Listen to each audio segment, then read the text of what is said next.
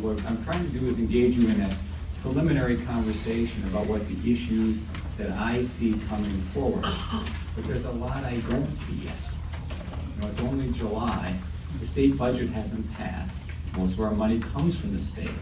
After the state budget passes, I'll know how much are in various accounts, but I won't know how much we get. When will I know? October. That's too late. Okay, so I have to make educated guesses, and I usually guess it'd be about the status quo, but I don't know that now. There's talk about more money for transportation, but I don't think they're talking about the maintenance that the counties do. Could be, I don't know, but I don't think so. I think they're talking about new building projects that are supported by, that benefit road builders and groups that are lobbying the organization. The other thing I don't know is anything about, really about employee health costs. I track those.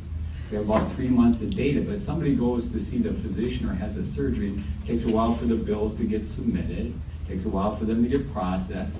I can't really make an accurate judgment after just 3 months of data. That 3 months data tracks well. Remember, it's a $12 million investment. If our rates goes up by 10%, that's $1.2 million in new money we have to track. It's about time we have an increase, because we're lower now on the cost of employee health care than we were 5 years ago. So who else has that? And at some point that's not going to happen, but I don't know that. The other thing is we've sent out the circular to departments with their personnel costs, anticipated personnel costs, but I haven't gotten the requests back. But I do know a lot about them because I engage the department directors, and I know there's a lot more things that need more resources than things that need less resources. But what they are specifically, I don't know, so I can't share with you yet. But one thing I just want you to do too, and the presentation that just happened will set you up for this. One of the mistakes I've seen our board make, and a lot of other boards make, is seeing the 2018 budget as the beginning and the end. See, this never ends. Okay, the process itself never ends. I'm constantly doing this and churning this, but think of payday loans. There are things you can do to balance a budget that will make it worse next time. And if you're really desperate, you may have to do that. Okay, but you're not that desperate. Here's the news. So start to think about, and when it starts, it's going to be one of those issues that comes up. Are you really doing something that's a payday loan that will solve your problem today but make your problem tomorrow worse? And you have to make those judgments, because there are going to be some hard choices that come this year, and they're going to come the year after, and they're going to come the year after. We've talked about the budget along the property tax levy caps allow us, no matter really what growth is, they say, well, we're going to grow out of it with new property and all the new taxes. They limit us to $500,000 of new levy generally.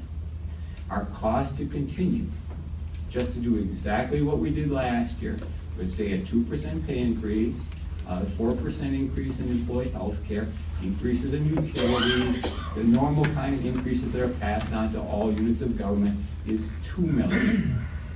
For the last 7 years or so, we have successfully dealt with that. $500,000 new dollars, really through efficiency, working out $1.5 million. Now, $1.5 million sounds like a lot. Remember, it's a $170 million organization, so you can find ways to do that. We have successfully found ways. It's harder every year. That's not going to change. No matter what party's in the legislature, no matter who's governor, I predict for a long time we're going to have property levy caps. We've learned to survive under them. We're gonna continue to survive under them. The issue too is we issued a temporary wheel tax. That temporary wheel tax, I believe, went into impact in December or November of last year. It generated $3 million. If you extend that, we'll have $3 million more to go in the pot. If you don't, then we won't, and we'll deal with it. So we're going to have a structural deficit going in before anything new. And by the way, look at your agenda a little further down. You're talking about new costs for courthouse security. We didn't factor that in yet.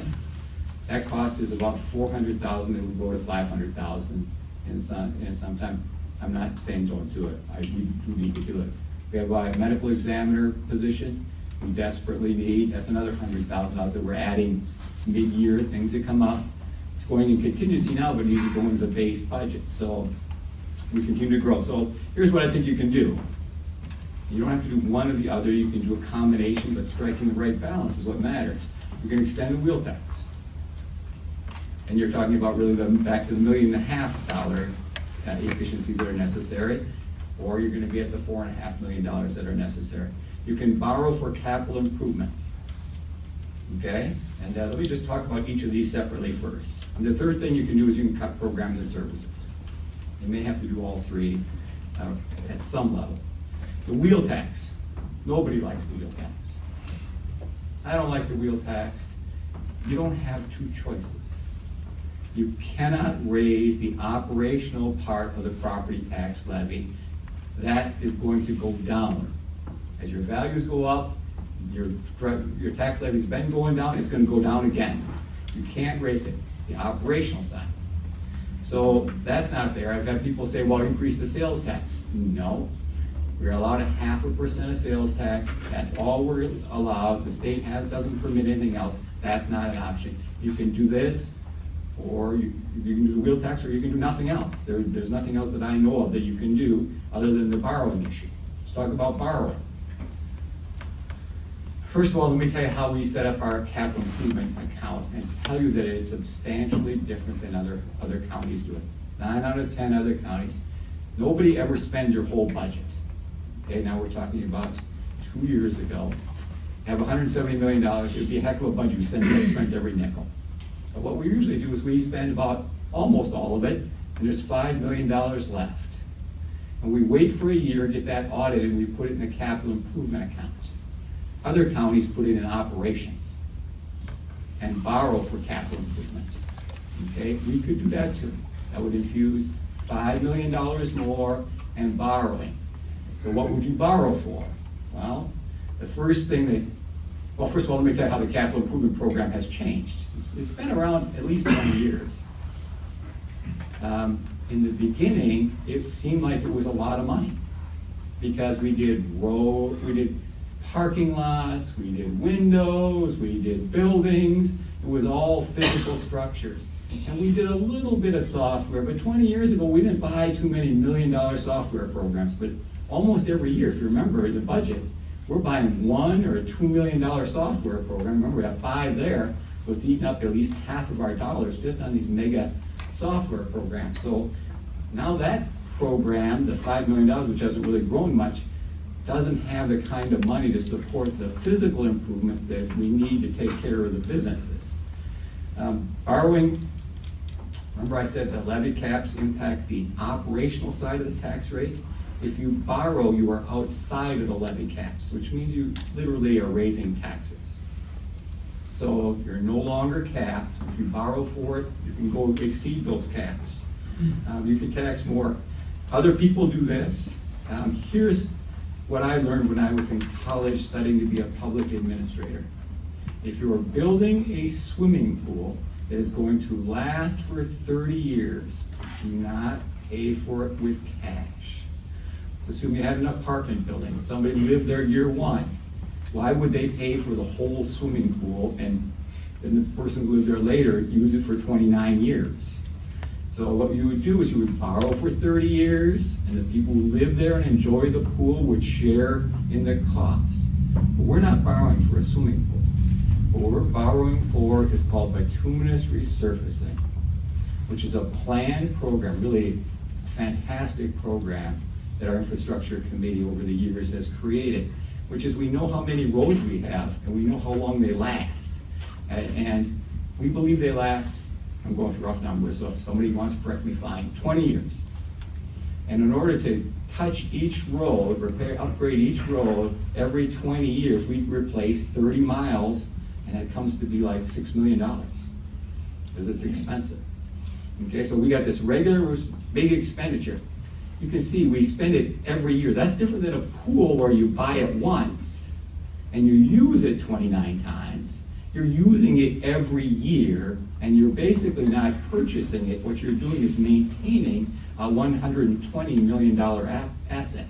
So borrowing, if you borrow for that, all you're doing is increasing the cost because you're paying for it. If you wheel tax for it, and it's $3 million, part of it, it costs us $3 million. If you borrow $3 million and you pay for it over 20, which is a lot of the places do, it's more.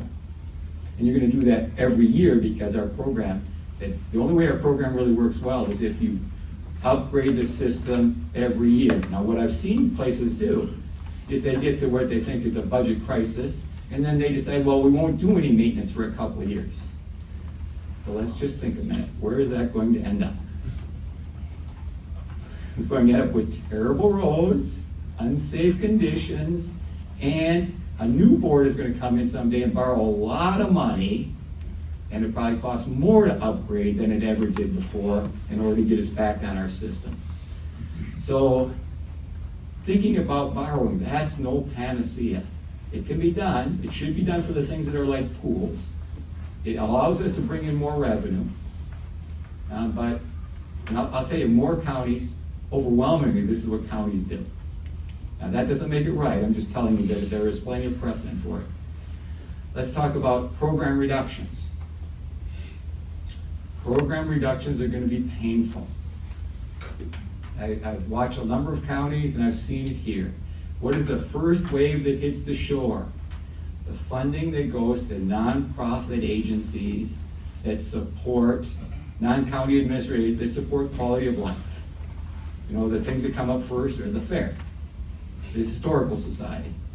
The second wave is the non-county administered programs that stimulate economic development, McDevco, PPA. And what's the third tier? The third tier is typically those county-supported positions that replace or augment a state responsibility. You know, we fund an extra judge here that we call the court commissioner that the state really should fund. And we fund 2.5 assistant district attorneys that the state really ought to fund. You can eliminate that and say, well, you know, stand on high principle and say, that's not our responsibility. But you better understand that the public safety system is a system. Not only will it impact public safety, it may well impact your jail costs. So if you're going to make a decision like that, you can be right and not right. So really thinking through what the implications of those things are. Priority-based budgeting. Priority-based budgeting, you saw a presentation on that last month. That put our programs in quadrants. Quadrant 1, the most important, most effective. Quadrant 2 is next level. 3 and 4, the least. It is not about a meat-axe approach to programs. You're not going to find programs that no one likes and do no benefit. What it is about is using quadrant 4, the least valuable programs based on our methodology, and migrating those funds over time into quadrant 1. The funding source for new and emerging priorities is lesser important priorities. In Washington County, they've already, in 2 years, migrated $1 million out of quadrant 4 into quadrant 1 and 2. Over time, using user fees, saying, okay, are we really doing this to the mandate, or are we doing that beyond the mandate? So the impact of priority-based budgeting will be that we will know which programs we need to be monitoring, we'll be looking at alternatives, and it will really have a big impact in that 1 to 3 year window, but it's not magic, it never was intended to be that. I'll deal with questions in a minute, but the conclusion is we have a structural deficit going in. I don't know exactly what it is, but it's at least 1.5 million, which is a routine, and if we don't extend the wheel tax, it's 4.5. Probably both of those you can add an extra million or $500,000 because of court security.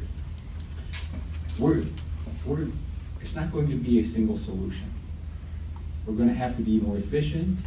We're going to have to make some program reductions. We may have to do some more borrowing. By the way, we can afford borrowing. Now, whether you want to do it or not is different. We have almost all our borrowing capacity. If I were to describe it, we have some money borrowed, but you wouldn't be far off if you said we have no debt. So an awful lot of debt won't impact our credit rating. Other places are near their credit capacity. You can do that. That doesn't mean that you want to do that, but you can do that. You can't afford it.